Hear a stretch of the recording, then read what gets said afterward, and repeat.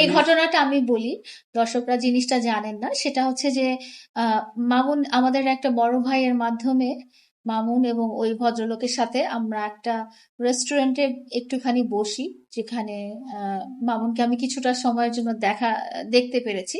তো যখন আমরা বিদায় নিয়ে চলে আসি, মামুন ওই ভদ্রলোকের সাথে গাড়িতে করে উঠে যায়, এবং উঠে যাওয়ার পরে সে প্রায় 500 গজ যাওয়ার পরে সে যখন আমার গাড়িটা দেখেছে, সে চলন্ত গাড়ি থেকে দরজা খুলে সে নেমে আমার গাড়ির কাছে ছুটে আসছে দেখার জন্য যে আমার গাড়িতে কে বসে আছে।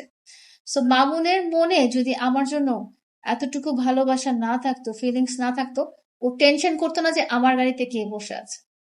আমার গাড়িতে যে বসে থাকুক না থাকুক, ওর কোনো কিছু যায় আসতো না। ও চলন্ত গাড়ি থেকে দরজাটা খুলে গ্লাভ দিয়ে চলে আসে, মানে সে কত বড় একটা লাইফ রিস্ক নিছে যে সে এখনো টেনশন করতেছে যে গাড়ির মধ্যে কে আছে, লাইলার সাথে কোন ছেলে আছে।